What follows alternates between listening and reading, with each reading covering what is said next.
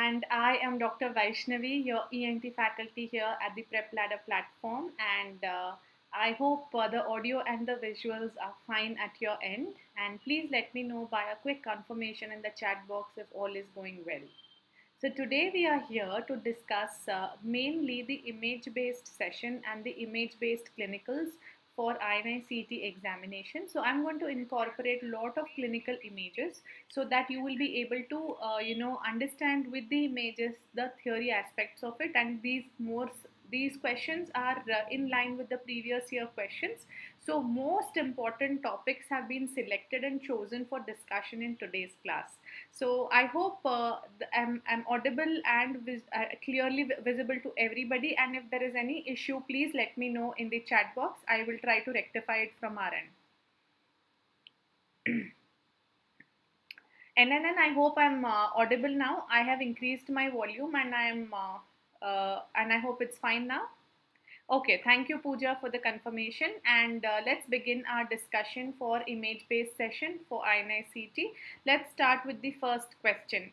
So a 30-year-old singer complains of inability to raise the pitch of her voice. So the first thing that they have mentioned in the question is the patient cannot raise the pitch of her voice, and she attributes this to a thyroid surgery. This is a second very important point where the patient is attributing this to a thyroid surgery.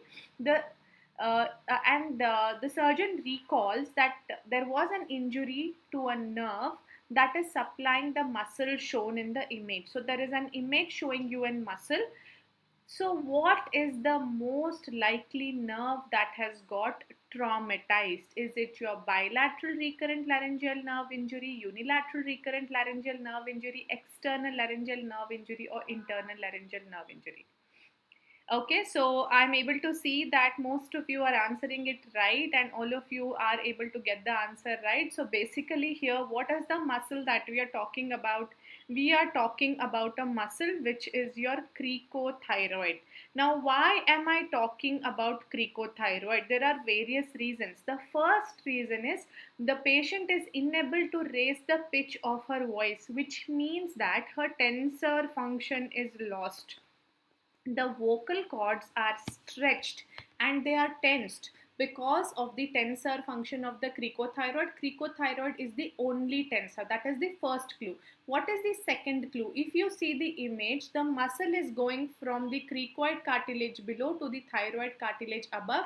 That is second clue. The third clue, you can see that this muscle is having two bellies. It is having a vertical belly and it is having an oblique belly. So it has having two bellies. So only muscle having two bellies, only muscle lying on the extrinsic surface of the larynx, only muscle which is a tensor of the vocal cord is supplied by the external branch of the superior laryngeal nerve.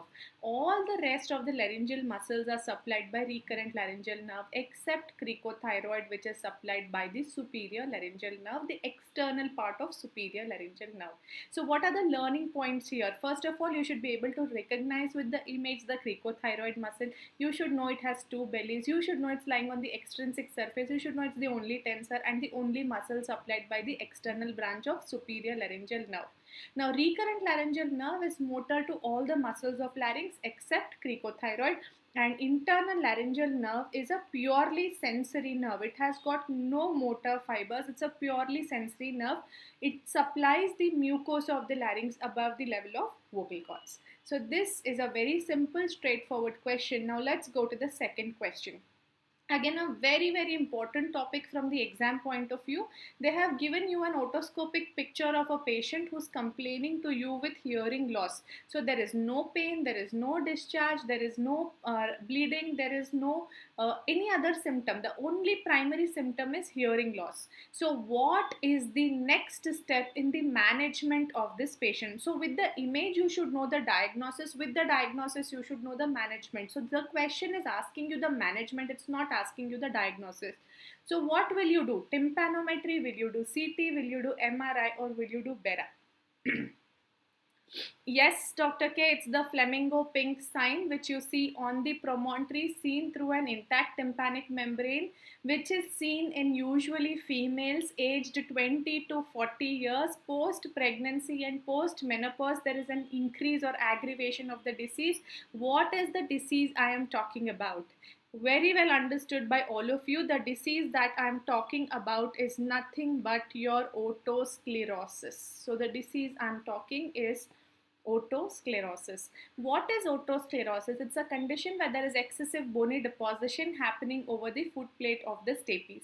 Now, how do we diagnose otosclerosis? Obviously, history, clinical examination are some of the very important things in the diagnosis, but tympanometry will show you typically an AS type of tympanogram.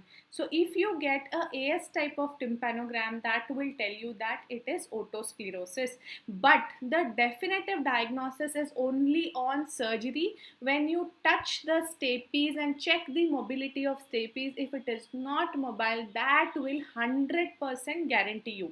But when you are not doing surgery prior, how will you diagnose? Then it is tympanometry. So the answer is otosclerosis. The diagnosis is by tympanometry. Okay, so I can tell, some of you are asking me for the PDF. Yes, I will be sharing you the PDF. The team will be actually sharing it to you. I'll send the PDF to them and they will share it to you. Okay, and okay, so I think this question is quite clear. Let's go to the next question. So they are showing you an image with a triangle. The triangle shown is used to approach which part of the cranial fossa? Middle cranial fossa, anterior cranial fossa, posterior cranial fossa, or the cerebellum. First of all, try and identify this triangle. What is this triangle? You can see this sinus here. What is this sinus? This is your sigmoid sinus. I'm giving you a hint. What is this sinus draining into the sigmoid sinus? This is your superior petrosal sinus. And anteriorly, what do you have? You have the bony labyrinth where you see the semicircular canals. So this triangle between the sigmoid sinus, superior petrosal sinus and the bony labyrinth, we call this triangle as Trotman's triangle. So what is this triangle? This triangle is called as Trotman's triangle.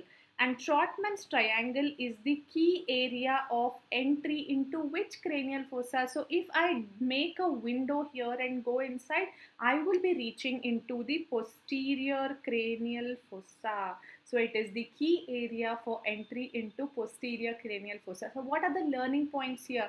Learn the boundaries of Trotman's triangle. So superiorly, what do you have? You have superior petrosal sinus. Posteriorly, what do you have? You have got the sigmoid sinus, and anteriorly you have the bony labyrinth or the solid angle. What is solid angle? The angle between the three semicircular canal, between the superior canal, lateral canal and the posterior canal. We call that angle as solid angle. So these are the important take-home pointers from Trotman's triangle. Okay. So let's go to the next image. This is a PYQ and I have tried to reconstruct the PYQ as a new MCQ for all of you. This was given in the prior examination. So the picture represents shown which procedure? What procedure is this picture representing? Is it myetoplasty? Is it pinna reconstruction? Is it trachoplasty? None of the above. Yes, I'm waiting for your answers in the chat box. So what is this image representing? Again, this is a PYQ, so this is a must know question for all of you. Yes, I am seeing the answers. Very good, Nisar, Arun, SNE, Surai, very good. The answer is myetoplasty. What do you understand by myetoplasty? Reconstruction of the external auditory meatus. So whenever you reconstruct the external auditory meatus, you call it as myetoplasty. This is always clubbed with one surgery. Which surgery do we club this with? We club this with MRM. MRM stands for modified radical mastoidectomy. So whenever we do a MRM, we always club this with myetoplasty. Why do we club this with myetoplasty? Because when we do an MRM, we are combining the external auditory canal middle ear and mastoid into one single cavity. So all of this has become into one single cavity. So if I don't widen the external auditory meatus, I won't be able to see this cavity completely, and if there is any recurrence or if there is a residual disease, we won't be able to identify and recognize it. So you have to widen the external auditory meatus as well. So this procedure which has been shown is meatoplasty, and please remember, this is the MCQ. When do you do a meatoplasty? It's always done for MRM. MRM is modified radical mastoidectomy. It is always done for unsafe type of CSOM, which is nothing but your aticoantral type of a disease, and for cholesteatoma. So MRM is done for these two conditions mainly, but with MRM you will always club with meatoplasty. Okay, so let's go to the next question.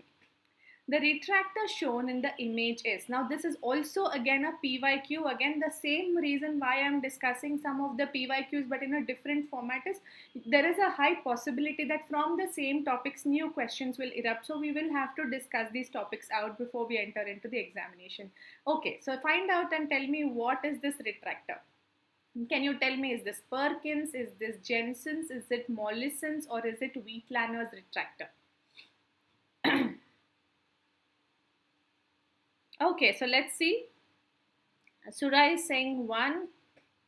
Some of you are saying 3. Some of you are saying Mollison. Okay. So whenever you get a mastoid retractor, we need to understand what type of mastoid retractor it is. So to understand that, you need to look at the prongs of the retractor. So if you see, this is a prong, and you see the number of prongs on each handle. So 1, 2, 3, 4, 1, 2, 3, 4. So on each arm or each handle of the retractor, there is 4 prongs each. So when there is an equal number of prongs, what do we call that retractor as? We call that as Mollison's self-retaining hemostatic mastoid retractor. Since we don't have to use our hand to retract it, and it is hemostatic, it will stop the bleeding as well, compresses the tissue as well. So it's called as Mollison self-retaining hemostatic mastoid retractor. But if imagine you had 4 arms on one side and 3 arms on another side, then what retractor would it be? Can anybody tell me? Can anybody tell me, unequal number of arms, 4 on one side, 3 on another side, what would be that type of a retractor where you have unequal number of arms on each arm? That would be your Wheatlander's retractor. So equal 4 into 4 is Mollison. Reverse M, do you get Wheatlander? So 4 into 3 is Wheatlander. That is how you are going to differentiate Mollison's from Wheatlander's. I hope this is clear to everybody. Now let us see the other types of retractor. Look at this. Do you see that there is a single blade on one side and 3 on the other side? Yes. So this type of a retractor is called as Perkins retractor. So only one prong on one side and 3 on another side is called as your Perkins retractor. Now if you see here, there is a knob instead of a hook where you put your fingers. So normally all mastoid retractors have 2 hooks where you put your fingers to open and close the retractor, but instead of the finger hooks, you are having a knob to open and close. So this type of a retractor is called as Jensen's retractor. Okay, so in Jensen's you don't have a finger hook but you have a knob. And then you have a retractor where one prong is longer than the rest. So 3 and 3 equal. So you should think of Mollison. But it is not Mollison because one prong is longer. So remember L. Plester's retractor has one prong longer. So Plester's retractor, you will have one prong longer. So that retractor is called as Plester. So I hope all of you got 4 into 4 equal number of prongs is Mollison. 4 into 3 where unequal number of prongs are present, we call it as Wheatlander's. Single prong on one side and 3 on another side, we call it as Perkins. Knob instead of finger hook, we call it as Jensen's. And Plester's is if there is one prong that is longer, we call it as Plester's retractor. So I hope everyone's clear with the mastoid retractors now, and any MCQ that will come from here, you should be able to answer it with confidence. Again, this question is a PYQ of the INI-CET only, and they had asked you to identify the structure. So I am marking the structure here and asking you, what is this structure X? Is this the lateral semicircular canal, superior semicircular canal, facial nerve, or sigmoid sinus? Yes, I'm waiting for all your answers in the chat box. I have incorporated the last 3 years INI-CET questions, but in a little bit changed format in this discussion for the very purpose that you should also finish your PYQs while discussing this with me during this session. Yes, so some of you are saying lateral semicircular canal. Yes, very good. But some of you are saying sigmoid sinus. No. So the image is showing to you a semicircular canal, and this canal that you see here is nothing but your lateral semicircular canal, also called as your horizontal semicircular canal. Now, whenever we do a mastoidectomy, we need to know at what depth we need to stop, at what level we need to stop. We can't keep on drilling the bone, right? So, medially, the extent of drilling is when you have identified this lateral semicircular canal bulge. That's when you stop your dissection. Superiorly, you stop the dissection when you have identified the dural plate or the tegmen. Inferiorly, you will stop at the tip of the mastoid. Anteriorly, you will stop at the bony wall of the external auditory canal, and posteriorly, you will stop when you see this sigmoid sinus. So these are important landmarks that you should know whenever you're doing a mastoidectomy. Now here, since this canal wall is intact, we haven't done anything to this. We call it as cortical mastoidectomy, also called as Schwartz operation. But if you remove this canal wall and make this mastoid, middle ear and external auditory canal into one single cavity, then we call it as modified radical mastoidectomy. So superiorly dural plate, posteriorly sigmoid sinus, inferiorly tip. Here you have the posterior wall of external auditory canal. If I go below the posterior wall, you will see here the facial nerve. So these are all your important landmarks for your mastoid surgery. Okay? Okay, let's go to the next question. All are true about the following condition except. So they're doing a procedure where they're putting water in the external auditory canal with a Simpson's oral syringe, and they're trying to clear off the wax from the external auditory canal. So all are true about the procedure that they have shown you except, can it cause caloric reaction? Direction of jet is straight towards the tympanic membrane, contraindicated in perforation of the tympanic membrane, none of the above. So what is your answer for this question? So which is no, all are true except. So whenever they say except, you should know what is the false statement. Okay, so most of you are saying it is B. Yes, absolutely right. This procedure is called as syringing. Syringing is a procedure that you do to remove foreign body or wax from the external auditory canal. Here you use the temperature of body, the water is of your body temperature, that is 37 degrees centigrade. If you use colder water or if you use warmer water, that can cause a caloric reaction where the patient can have vertigo and nystagmus. So this is a true statement. The direction of jet should be towards the posterior-superior canal wall, not straight. Very good, Saudi dog, Soumya. Very good. It should be directed towards the posterior-superior canal wall. And is it contraindicated in tympanic membrane perforation? Yes. So why is it contraindicated in tympanic membrane perforation? Because if you do syringing and if there is a perforation in the tympanic membrane, the water can enter the middle ear through the perforation and cause reactivation of the disease. That is why it is contraindicated in tympanic membrane perforation. So the false statement is direction is straight. So this is something that you will have to take care of. Now, whenever you're doing a syringing, if a patient has cough or a patient has syncopal reaction, what nerve is it mediated by? Can you quickly answer to me in the chat box? What nerve mediates cough, reflex or syncopal reaction whenever you're doing syringing? Because again, this is a very important question and I think we have another question coming up on the same lines. Yes, very good, Doc and Rameshwar. It is vagus, but which branch of the vagus nerve?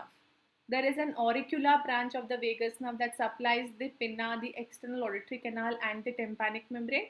Yes, that auricular branch of the vagus nerve is called as Arnold's nerve. Great. Now let's go to the next question. Airway procedures are always a very important hit topic for the examiners, where they try to understand the airway emergencies is understood by students or not. So please make a note of always going through the airway emergencies before you go to the examination hall. They can ask you any question from Strider and airway procedures. These are a must know topic for your exam. Okay, so in an emergency, and access to the airway is performed with this procedure. Identify the procedure: tracheostomy, cricothyrotomy, cricoidotomy, or laryngectomy. I'm waiting for your answers here.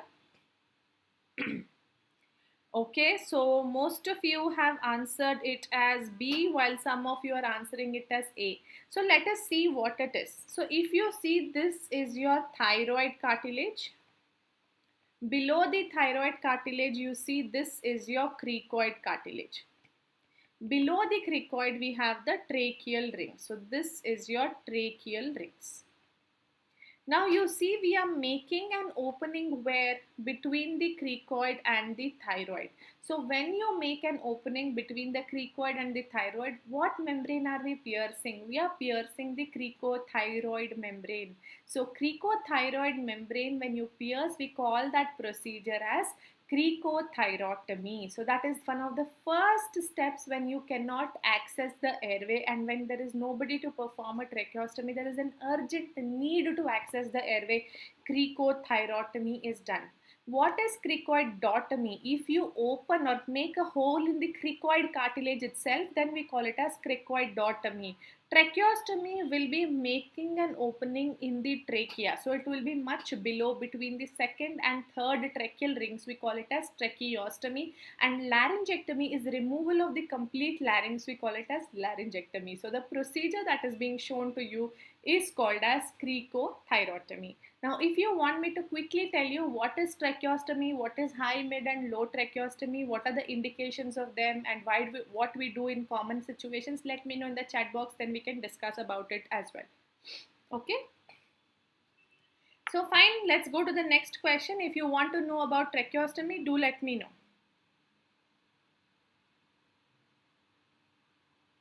Okay, so the picture shown indicates testing for lymph nodes, laryngeal crepitus, palpation of trachea, none of the above. Okay, so many of you are messaging that you want to know about tracheostomy. We'll do it after this MCQ. Just do this MCQ and then we're going to do the tracheostomy. Yes, what is this? So here we are trying to move the larynx between the thumb and index finger, horizontally. So the larynx or the cricoid cartilage moves against the vertebra. So when the cricoid cartilage slides against the vertebra, you get that gritty feeling or that gritty sensation. That is called as your laryngeal crepitus. It is present normally in each one of us. So laryngeal crepitus, if it is present, it is normal. But if the laryngeal crepitus is absent, then it indicates that either there could be a post-cricoid carcinoma, a retropharyngeal abscess, or a prevertebral abscess. So normally everyone should have laryngeal crepitus. Now when we are checking for lymph nodes, the ideal situation will be the examiner is standing from behind and checking for the lymph nodes with the head bent slightly to the right or left, whichever side the patient is being examined. For palpation of the trachea, the thumb is kept on the clavicle, sternoclavicular joint, and the middle finger is also kept on the sternoclavicular joint, and the trachea is palpated, whether it is in the midline position from your index finger. So this would be the position of palpating the trachea. So this you have to make sure what image is showing here. They are not at the sternoclavicular joint, neither is the index finger used. So this is a test where they're trying to look for the laryngeal crepitus. So the test is showing to you the laryngeal crepitus. Okay, so let us discuss quickly about tracheostomy. So whenever we talk about tracheostomy, we talk about high, mid and low tracheostomy. So whenever we make an opening in the trachea, we call it as tracheotomy. And if we open that trachea to the skin and suture to the skin, then we call it as tracheostomy. So if you see, the larynx continues down as the trachea. Okay. So whenever we do a normal tracheostomy, we do it between the second and the third tracheal ring. So what is the normal site? This is your mid tracheostomy, where you do it between the second and the third tracheal ring. If you go above this, then we call it as high tracheostomy. And if we go below this, then we call it as low tracheostomy. So anything above 2 is high, and anything below fourth, second and fourth is mid. So anything between second and fourth tracheal ring is your mid tracheostomy. Anything that goes below fourth tracheal ring is your low tracheostomy. So first of all, why don't we do high tracheostomy? If I do a tracheostomy in superiorly or high up, can the tube irritate the cricoid cartilage? Yes. And can that result in subglottic stenosis? Yes. So normally the disadvantage of high tracheostomy is the possibility of subglottic stenosis. That is why we normally don't do this. But in which condition do we do this? We do it whenever we're doing a total laryngectomy. So when we do a total laryngectomy, we remove the entire larynx and get the trachea out permanently outside from the first tracheal ring. So indication is laryngeal carcinoma when you're doing a total laryngectomy. So this is your indication for high tracheostomy. Mid is all the indications what we do normally is mid tracheostomy. Low tracheostomy, normally what is the disadvantage? Now as we keep going, there is arch of aorta, subclavian artery, and you have got major vessels, apex of the pleura of the lungs, especially in children. So you have lot of vital structures. So the disadvantage is injury to the pleura of lungs, injury to blood vessels. That is why we avoid low tracheostomy. But what is the indication? We do it for a condition wherever there is a recurrent respiratory papillomatosis, especially of the vocal cord. So we don't want to be very close to the papilloma. We want to be far away from the papilloma. So the indication for low tracheostomy is recurrent respiratory papillomatosis. So I hope all of you got what is high, mid and low, what is the indication and disadvantage of both of them. Okay, let's go to the next question. A mother brings her 6-year-old son to you. She claims that he has fever and his sister had flu. You notice the child has stridor. Which of the following statements is true regarding the management of this patient? Again, this is a PYQ. This is a question very commonly asked in the examination. So this is a must-know question for all of you. So what are the options we have? A thorough ENT examination is not required, including inspection of the throat. The child may be sent home and the mother can be given advice for paracetamol administration. Antibiotics are not needed as this is a viral infection. The child should be made to cry as it will cause vasoconstriction and relieve the neck swelling. So what statement is true? Yes, I am seeing some of you are answering it as A. What about others? Please try and attempt the question. It's always good to try it in the classes because it's okay to make mistake during the class rather than the examination, right?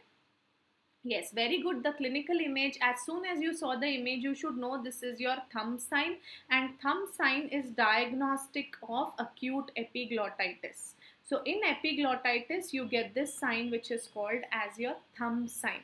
Now, whenever you have thumb sign and you know epiglottitis, we know it is a pediatric emergency because it's going to obstruct the airway and it's going to obstruct the airflow into the larynx and the trachea. So here, thorough ENT examination is not required is true. Why? Because already the epiglottis is swollen, it is edematous, and if you try to even examine the vocal cords or the larynx, there is a possibility that the larynx can go into spasm, and if the larynx goes into spasm, there will be airway obstruction and the child will collapse. So you will not examine, you will do a simple x-ray, and if there is any evidence of respiratory distress or stridor, keep ready for intubation and tracheostomy. The child cannot be sent home because this is a pediatric emergency. Antibiotics are needed. Not needed is wrong because antibiotics are definitely needed. This is a bacterial infection caused by streptococcus pneumonia. So definitely antibiotics are given, steroids are given, racemic adrenaline nebulization is given, and along with that supportive therapy is given for patients with epiglottitis. The child should not be made to cry, because crying will only worsen the stridor. The stridor is typically inspiratory stridor, and this stridor will increase or worsen with crying. So never make the child cry, and never make the never try to increase the interthoracic pressure. It's only going to worsen the situation. So this is about your epiglottitis, which is a must know topic for your exam. Okay, now this is a simple lollipop question for all of you. I'm sure that you're going to answer this in just 1 second. Even if I don't show you the read out the question, I'm sure all of you will be able to get this right. Surai, no, it is not staph. It is always Streptococcus pneumonia. Until about 2-3 years ago, it was H influenza, but now because of vaccination, the H influenza induced epiglottitis incidence has come down. Now it is Streptococcus only, which is the most common cause.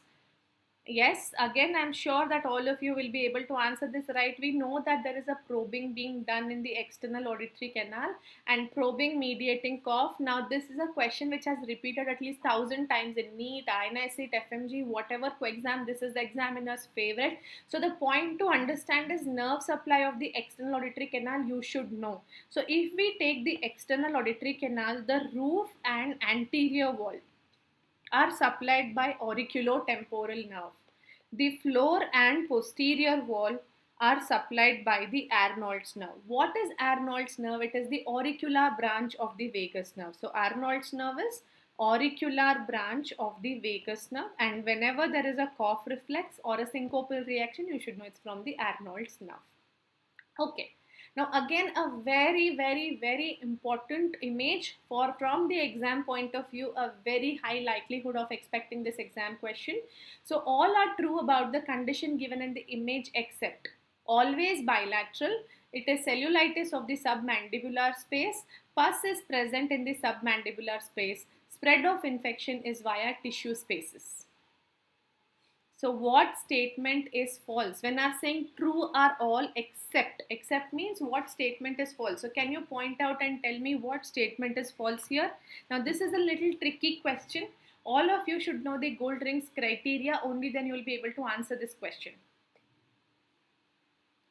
Yes, Soumya Jaiswal, this is definitely Ludwig's angina. We are seeing that there is a swelling in the submandibular space and pushing the tongue upwards and backwards.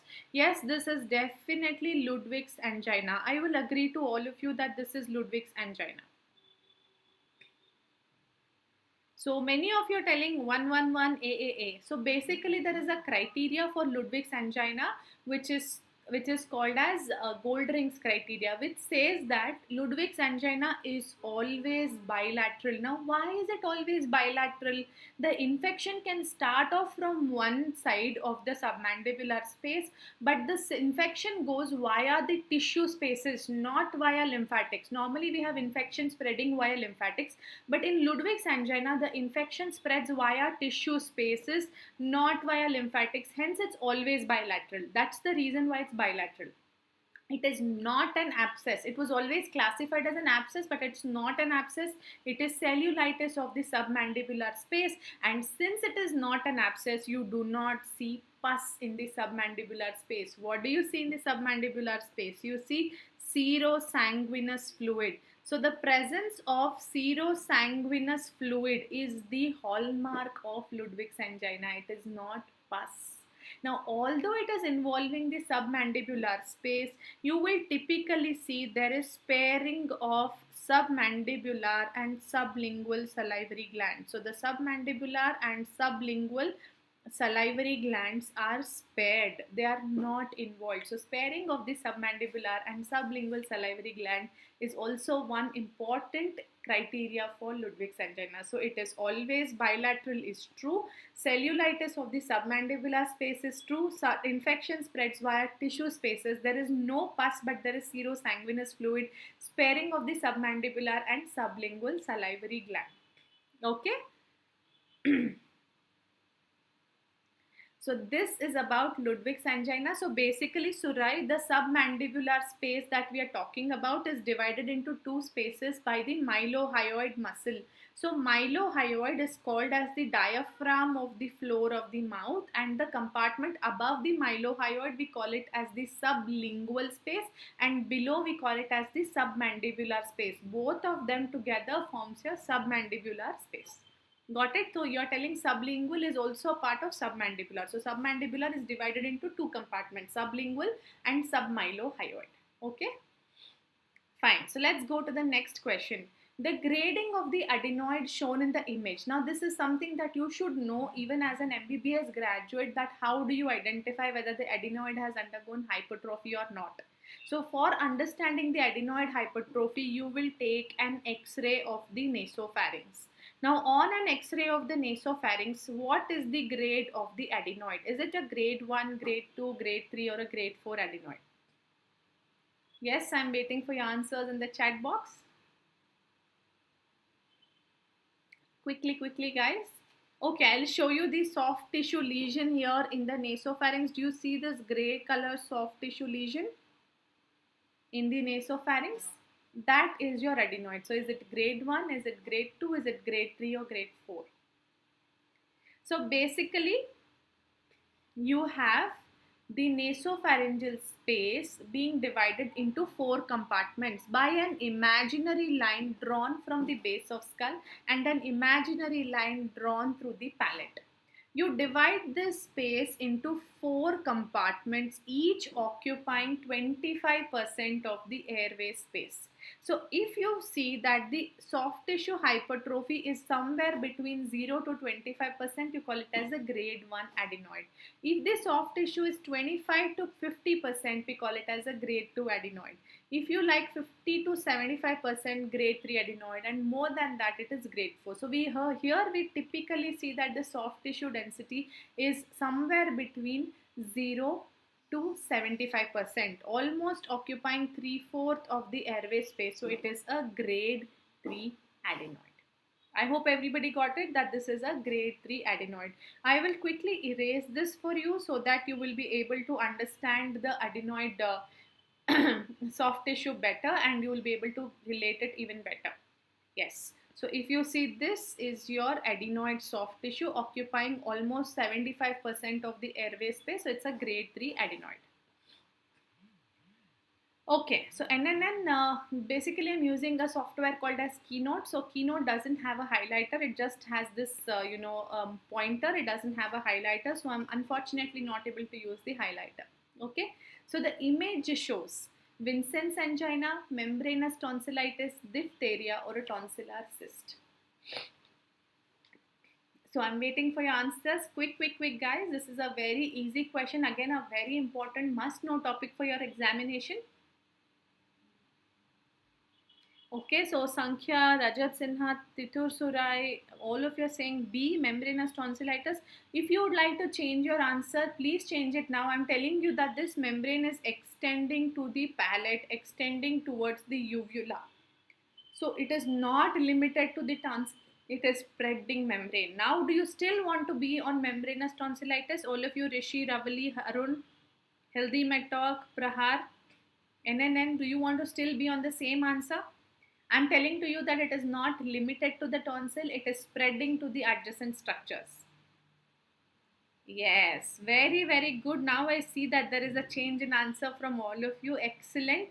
Now the answer that you are giving is absolutely right. So if you see, the membrane is not just limited to the tonsillar fossa, but it is spreading to the hard palate towards the uvula. So whenever you see a membrane, first of all, color is something that you should look for. Pearly white is suggestive of membranous tonsillitis. But in diphtheria, you get a grayish white or a dirty white. Now, sometimes you might not be really able to differentiate gray, white and all those shades of white. That's okay. But what is it that you will look for? The first important thing is if the membrane is limited to the tonsil, then it is membranous tonsillitis. But in diphtheria, the membrane spreads to the adjacent tissues. So it can spread to the palate, it can spread to the oropharynx, it can go to the hypopharynx, it can go to the larynx also. So in diphtheria, it can spread. In membranous tonsillitis, it is limited to the tonsil. Here we get a true tonsillar membrane coming from the dead tonsillar tissue and the bacterial debris. Whereas in diphtheria, we don't get a true tonsillar membrane, we get a pseudo membrane. So on peeling the membrane, underlying surface will bleed. Whereas in membranous tonsillitis, underlying surface won't bleed. And finally, here we don't see toxicity or a bull neck, but toxic features and bull neck is a feature of diphtheria. So these are very important points to differentiate membranous tonsillitis from diphtheria. So clearly we see that this membrane is spreading.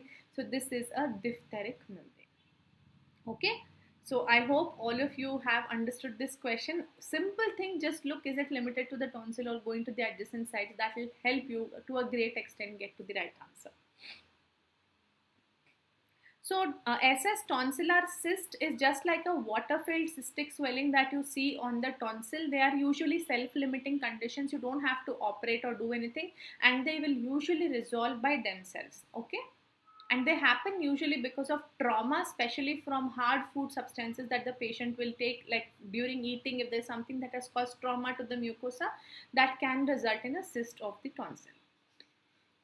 Okay, now this is something that is very easy, very simple, but you know, sometimes we still do tend to do mistakes in the examination on simple questions as well.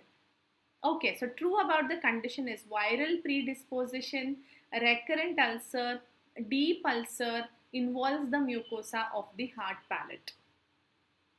So what are we talking about? There is a ulcer on the lip. Which is that common ulcer जो exam से पहले जाने में होता है, ज़्यादा tension हो, stress हो तो होता है, उसको क्या कहते हैं? Absolutely right. This is nothing but your aphthous ulcer, which is seen following stress, following nutritional deficiencies, and this is a recurrent ulcer. So important thing is, whenever you see an aphthous ulcer or an ulcer like this, you should be able to see, is it on the soft part of your oral cavity, like the lips, buccal mucosa, the lips, then it is aphthous ulcer. But if you see it on the hard palate, on the hard areas, then it is going to be your herpetic ulcer. So herpetic ulcer has a viral predisposition. It is slightly deeper ulcer and it involves the mucosa of the hard palate. All these are the features of herpetic ulcer. Aphthous ulcer will be seen on the softer areas. Okay. So that is about the aphthous ulcer and herpetic ulcers.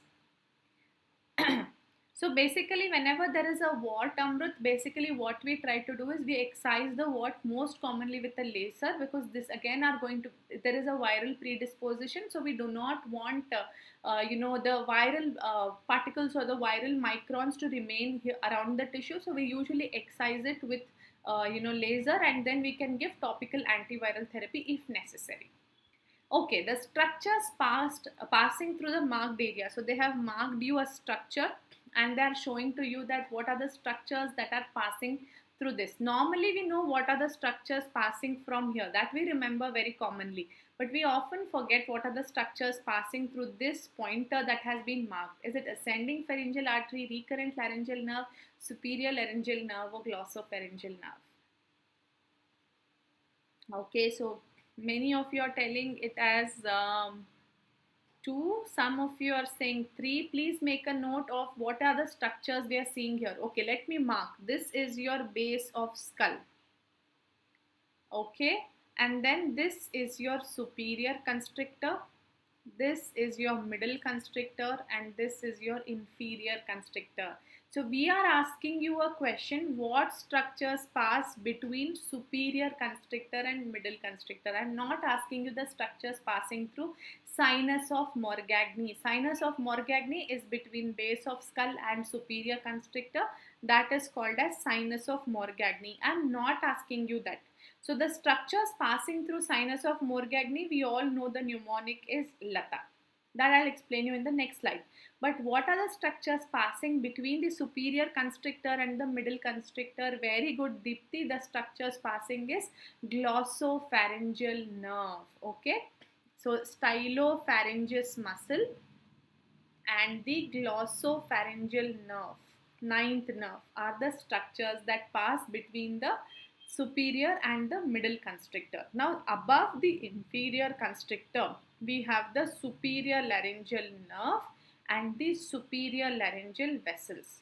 Below that, we have the recurrent laryngeal nerves and the inferior laryngeal vessels. So above the inferior constrictor, superior laryngeal nerve and vessels. Below the inferior constrictor, recurrent laryngeal nerve and inferior laryngeal vessels. So these are the structures that are passing. So the correct answer to this question is glossopharyngeal nerve, because they have asked what are the structures passing between superior and middle constrictor. Okay, so this is in a form of a chart which I have given it to you. What are the structures passing through sinus of Morgagni? Lata. L is for levator villi palatini, A is for ascending palatine artery, T is for tensor villi palatini, and A is for auditory tube. Between superior and middle constrictor, we have glossopharyngeal nerve and the stylopharyngeus muscle. Above the inferior constrictor, superior laryngeal nerve and superior laryngeal vessels. Below, we have recurrent laryngeal nerve and inferior laryngeal vessels. So I hope all of you got the structures passing between the walls of the pharynx. Okay, the next question. The area shown in the picture is used in what diagnosis? JNA, laryngeal carcinoma, supraglottic carcinoma, nasopharyngeal carcinoma. Now again, this topic is examiner's favorite. They keep asking questions from this topic again and again. So can you tell me what is this triangle that has been shown here, and here what do you usually diagnose? Or earliest presentation is cervical lymphadenopathy in this triangle. I'm giving you the maximum clues possible. So this triangle between the medial end of clavicle, lateral end of clavicle, and the junction of neck and shoulder, what do we call this triangle? We call it as Hose triangle. So in Hose triangle, what do you see? Early cervical lymphadenopathy. So which carcinoma will present to you earliest lymphadenopathy or earliest lymph node presentation? Yes, the answer is nasopharyngeal carcinoma. So this triangle or Hose triangle is the area where you will see cervical lymphadenopathy in nasopharyngeal carcinoma. Supraglottic carcinoma will present to you with upper deep cervical lymph nodes. Glottic carcinoma has got no lymphatic, and subglottic carcinoma drains into pretracheal and prelaryngeal nodes, not into this triangle. JNA is a benign condition and usually you won't see an associated lymphadenopathy. So whenever they ask you nasopharyngeal cancer, they will ask you origin, which is the fossa of Rosenmuller. They will ask you about Trotter's triad. What is Trotter's triad? There is conductive hearing loss because of eustachian tubal obstruction and middle ear effusion. There is fifth nerve involvement resulting in retro or pain in the area of distribution of the fifth nerve, temporoparietal neuralgia, and 10th nerve involvement causing palatal paralysis. So all these are important pointers for your nasopharyngeal cancer. Okay, let's go to the next question. A 30-year-old smoker and a tobacco chewer presents to your OPD with complaints of inability to open the mouth since the last few months, which has been gradually increasing. Which of the following is false regarding this condition? So which statement is false? So now the patient is a tobacco chewer, the patient is not able to open the mouth, and what is this condition that you see in the image where you see whitish fibrous bands in the soft palate? Is this pre-malignant? Is there fibroelastotic transformation in the lamina propria? Prolonged irritation and dietary deficiencies have been involved in the causation. Systemic steroids are better cure than local acting steroids. So which statement is false? Yes, the diagnosis, as you all are telling, is absolutely right. It is a patient with submucosal fibrosis. Oral submucosal fibrosis, which happens in tobacco chewers, which happens in smokers.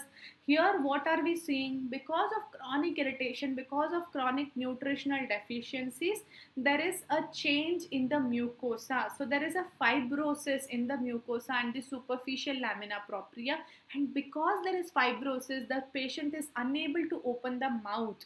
And is this pre-malignant? Yes, it's a pre-malignant condition. If the patient does not stop the irritant, it can progress to malignancy. But when the patient stops smoking or stops tobacco, how do we treat it? Topical or intralesional steroids. So topical steroids or intralesional steroids are better in the treatment as compared to systemic steroids. So we inject triamcinolone directly into the palate, into the areas that have undergone fibrosis, and along with that we give hyaluronidase. But systemic steroid do not offer any better cure than local steroids. So this is a false statement. Okay. Let's go to the next image. So they are showing you a pointer with an image. What is this space? Is this the parapharyngeal space, true retropharyngeal space, danger space, or prevertebral space? What space are they talking about? So there is a space that has been shown here, which is yellow in color. What is this space that you see here? Okay, I'll give you the clue. The first fascia that you're seeing here, this fascia is nothing but the outermost layer of the pharynx, which is your buccopharyngeal fascia.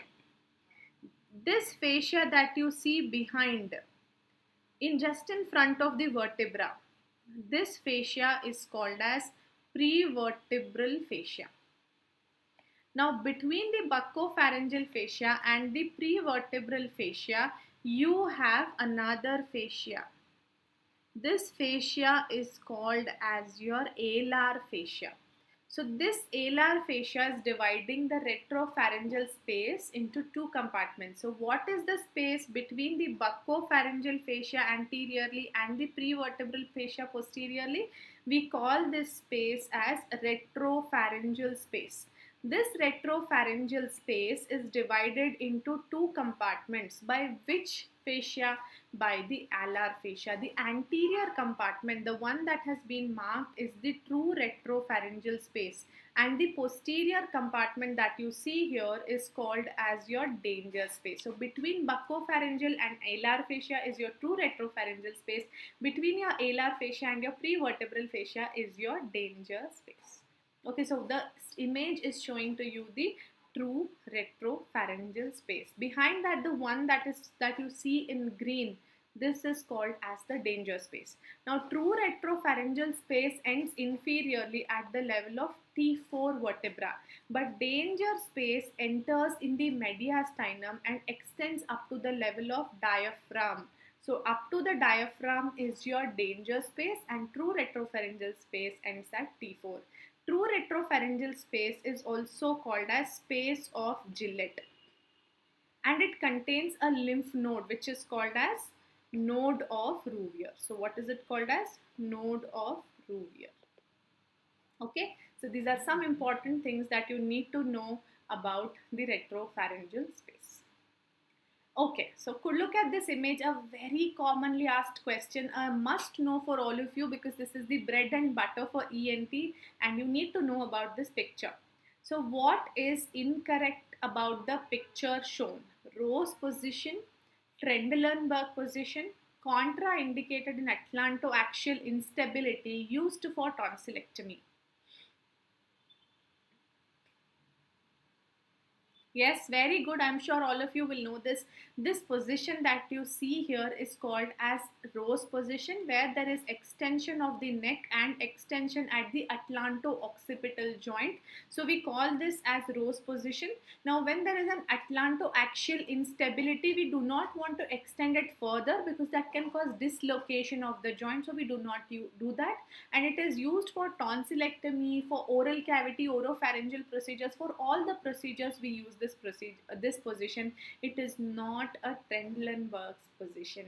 So Trendelenburg's position is like this, which is a head low position. We call it as Trendelenburg's position. Now this rose position is something that you should know. Rose position is used for all oropharyngeal procedures, whether it is tonsillectomy, lingual tonsillectomy, tongue base reduction, palatal surgeries. We always use this rose position. Okay. Okay, let's go to the next question. What is the triangle shown in the figure known as? Joel's triangle, Bear's triangle, Lorry's triangle, or Berry's triangle? Again, a very easy, simple question, all of you. This is a triangle used for identifying the recurrent laryngeal nerve. So I'm giving you a specific hint that this triangle is for recurrent laryngeal nerve. So can you tell me what is this triangle? Jowls, bears, lories or berries? Yes, so if you see here, this triangle laterally has the common carotid artery. Medially, we can see there is recurrent laryngeal nerve. These are the two boundaries that you will have constantly for all the triangles. But superior boundary changes. So superiorly, if you have the inferior thyroid artery, so artery forms the upper boundary of your Bear's triangle. So in Bear's triangle, you will have the inferior thyroid artery. Instead of the artery, if you have the lower pole of thyroid, what will you call that triangle? Low for low, we would call it as Lowry's triangle. So the same two boundaries, we have the common carotid and the recurrent laryngeal nerve. But instead of artery, if we have the inferior or lower pole of the thyroid, then the answer is Lowry's triangle. Now instead of that, if we have the cricothyroid muscle, so cricothyroid muscle, if that is forming your superior boundary, then we call it as Simon's triangle. Very simple. M for M. Simon's triangle is a muscular triangle. So that is how you remember the triangles associated. Since we have the artery here, it is your Bear's triangle. Okay. So I hope you got it, Kirti. You haven't heard, but at least now do you know? The two common boundaries are common carotid and recurrent laryngeal. If upper boundary, you should check. Upper boundary, if you have artery, Bear's. Lower pole of thyroid, Lowry's. And if you have the cricothyroid muscle, Simon's. Okay, these are the triangles used for identifying recurrent laryngeal nerve. Jowls triangle is a triangle used for identifying superior laryngeal nerve. Okay. Now look at this image, which again this is a PYQ, that's why I have given it to you.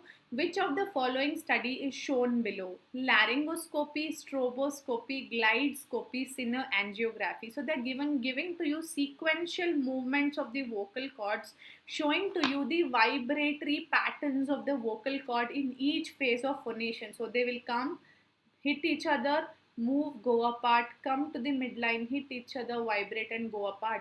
So what is this investigation? We are not just seeing the image of the larynx, we are seeing sequential movements of vocal cord with bright light and a dark light. What do you call this investigation? I'm giving you so many hints. Yes, very good. The answer is stroboscopy. So stroboscopy is a part of your laryngeal examination or laryngoscopic examination where you see sequential movement. We are not seeing only one view of the larynx.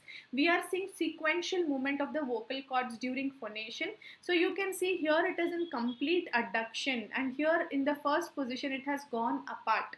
So this sequential movement, when you see, we call it as stroboscopy. So in stroboscopy, we will be doing this procedure to visualize the movement of the vocal cords. Okay. A 60-year-old smoker presents to you with history of weight loss and a thyroid swelling which is hard in consistency. Surgery was performed, after which nerve B and nerve C. Okay, so here the markings have gone wrong. So I'll show you, this is nerve B and this is nerve C. All are true about the resultant condition except most common symptom is dyspnea and stridor. Most common cause is neuritis and thyroid surgery. Kashima's operation with carbon dioxide laser is done. Askew position of the vocal cord. So all are true except. So which statement is false? Yes, Clostridium, I have tried and incorporated the most important MCQs for INI-CET. There will be one or two questions which will be a little different. So I'm trying to put even those different questions so that you will have some idea. Mostly I have incorporated all the PYQs and the associated topics only in this discussion and the images also. One or two questions here and there I have incorporated which I felt are necessary for you to know. Okay, so here what is nerve B and nerve C? The nerve B is going to be your left recurrent laryngeal nerve, because we see that this nerve is winding around the arch of aorta and then going to supply the larynx. The other side we see it is winding around the subclavian artery and then it is going to supply the larynx. So this is your right recurrent laryngeal nerve. So they are telling to you that after a thyroid surgery, bilateral recurrent laryngeal nerve has undergone palsy. So if there is a trauma to bilateral RLN palsy, the vocal cords will now lie in the midline position. So the paralyzed cord are in midline position. The abductor, the posterior cricoarytenoid, is supplied by the recurrent laryngeal nerve, is not going to be functional. So can the vocal cord be pulled away? No. As a result, will the patients have dyspnea and stridor? Yes. So the most common symptom is dyspnea and stridor is a true statement. Most common causes neuritis and thyroid surgery. Thyroid iatrogenic is the most common cause for recurrent laryngeal nerve injury. So this is true. Now to create a space, we take off posterior 2/3 of the vocal cord and one arytenoid so that you can allow for air to go in. That procedure is called as Kashima's procedure, which is done. We do not see askew position of the vocal cord. What we see is the midline position of the vocal cord. So where do you go and where do you get the askew position of the vocal cord? It is seen in unilateral superior laryngeal nerve palsy. So in unilateral SLN palsy, you will get the askew position. But in RLN palsy, it's always in the midline position. Okay. So I hope all of you got it. Yes. Okay. All of the following are true about this condition except it is an air-filled cystic swelling due to dilatation of ventricle. It can be of three varieties, internal, external or mixed. Seen in trumpet blowers, glass blowers and weightlifters.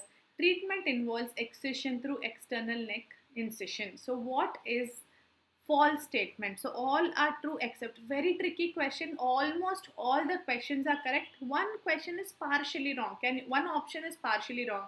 So can you find that partially wrong option? So no, Alurani, that's not the right answer. I'm waiting for all of you to answer quickly. So here what you see on the side of the larynx, you're seeing an air-filled cystic swelling. So air-filled cystic swelling is nothing but your laryngocele. Now laryngocele occurs due to dilatation of saccule. Saccule is a part of ventricle. So you should get the correct word saccule. So this is the false statement or a partially false statement. It can be internal, external or mixed, seen in trumpet blowers, glass blowers and weightlifters, and treatment is through external neck incision. All the three are true. The false statement, partially wrong you can say. So amongst the options, the best one to choose would be ventricle because it's not the ventricle, it is the saccule which is a part of the ventricle. Okay. Identify this condition. Which of the following is false? It is caused by HPV. It presents to you with stridor and hoarseness. It should be left untreated as it is self-limiting condition. It may cause complete airway obstruction. It is usually acquired from mother. So this is very easy question. You're seeing multiple finger-like projections on the vocal cord. What am I talking of? What is this image telling you? I'll tell you, this is juvenile onset recurrent respiratory papilloma. Why is it juvenile? Because it's multiple. It is seen on both the parts of the vocal cord. Some of them are going into supra and subglottis also. This is definitely JORP, which is a HPV infection. 16 and 18 are usually the HPV viruses involved. Now, if they keep proliferating, you will see papillomas which are multiple can present to you with stridor and hoarseness of voice. It should not be left untreated. You have to do excision of these papillomas with microdebrider and give antiviral therapy. So this is false. It can cause airway obstruction, and juvenile onset papilloma is usually acquired from mother to child during a vaginal delivery. So if the mother harbors the infection, it can go to the child as well. Okay? Yes. This can be pre-malignant condition. It is a very aggressive infection known for recurrence, and it can sometimes predispose even to malignancy. Rare but possible. Okay. So spot the diagnosis. Tonsillolith, peritonsillar abscess, follicular tonsillitis, membranous tonsillitis.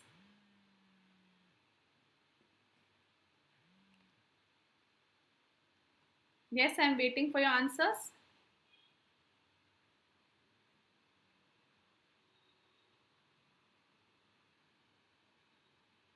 Yes, very good. You're seeing that there is a whitish dot on the surface of the tonsil. This is definitely suggestive to you of tonsillolith.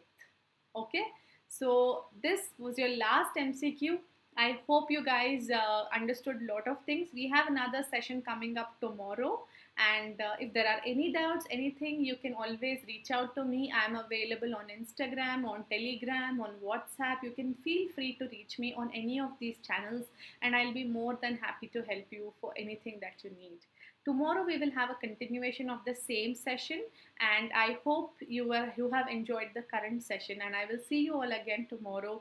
Until then, take care. Lots and lots of love.